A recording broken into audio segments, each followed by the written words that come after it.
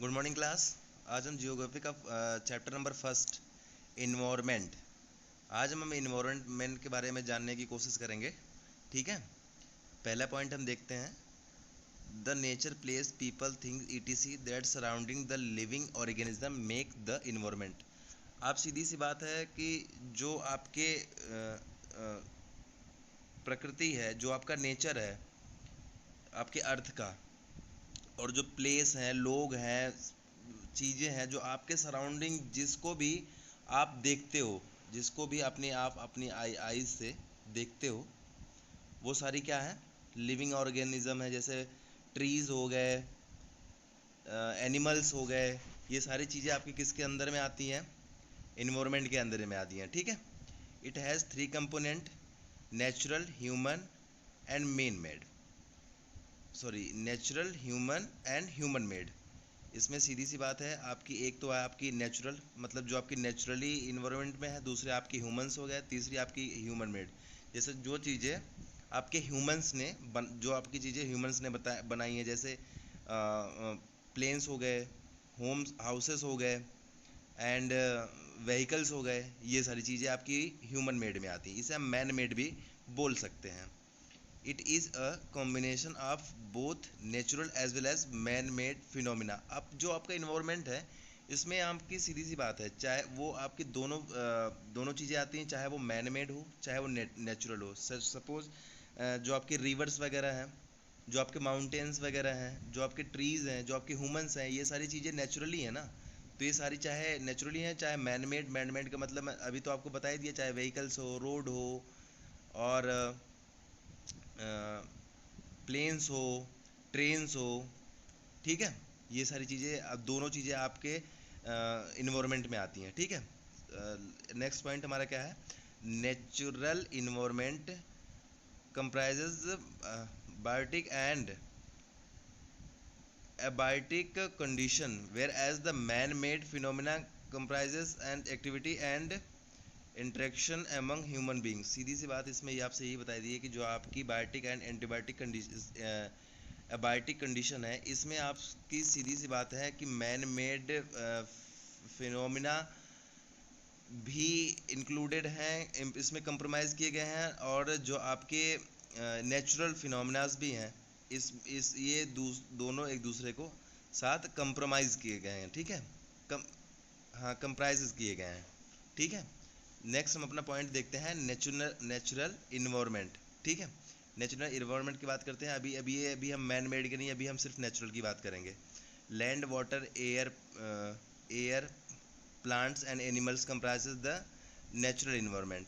ठीक है, इसमें सीधी सी बात है कि जो आपकी land, water, air and plants वगैरह हैं, एनिमल्स वगैरह हैं, ह्यूमंस वगैरह, ये सारी चीज़ें नेचुरल इन्वायरमेंट के थ्रू आती हैं। उसके बाद lithosphere, atmosphere, hydrosphere and biosphere are the four dimensions of the natural environment.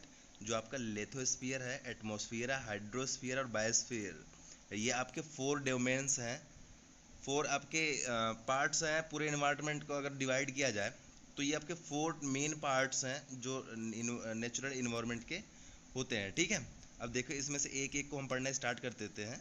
ठीक है, सबसे इसका थर्ड पॉइंट देखिए, लिथोस्फीयर हमारा क्या है कि it is the solid crust और the hard top layer of the earth. आपकी जो अर्थ का ऊपरी बिल्कुल पोर्शन है, जो हार्ड, जैसे आपके हिल्स वगैरह हो गए।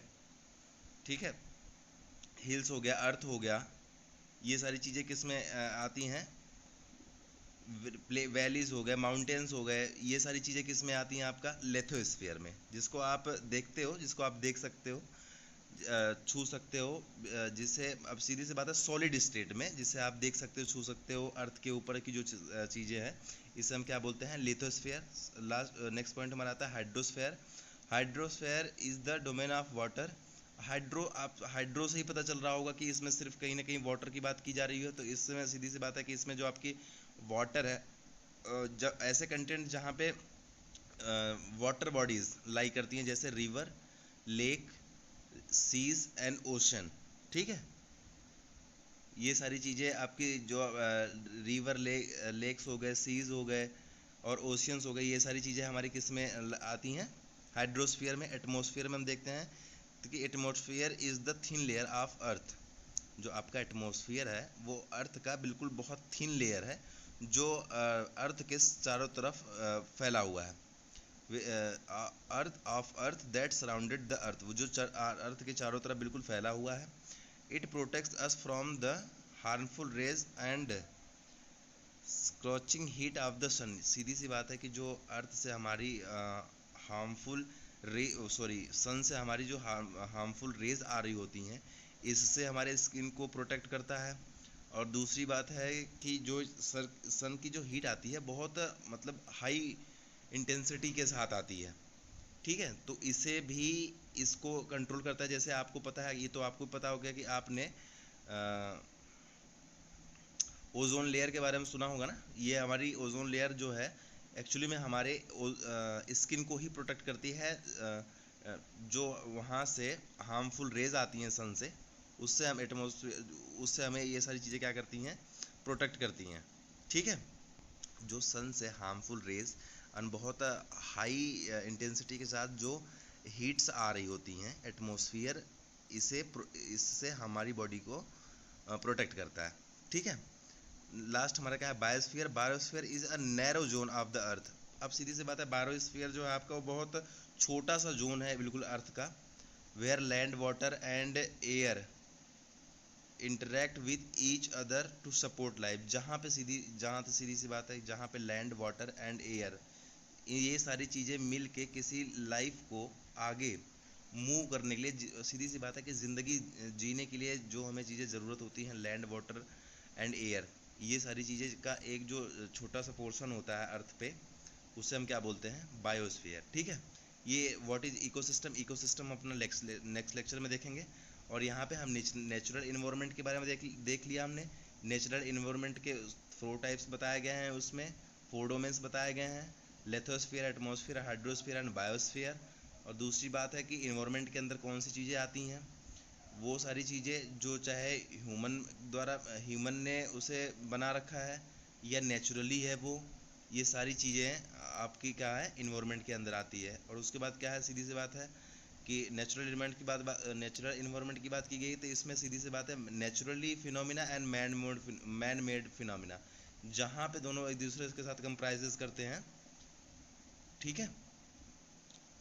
उससे चाहे वो बायोटिक फॉर्म में हो, चाहे एबायोटिक कंडीशन में, बायोटिक कंडीशन में हो, चाहे वो एबायोटिक कंडीशन में हो, ठीक है।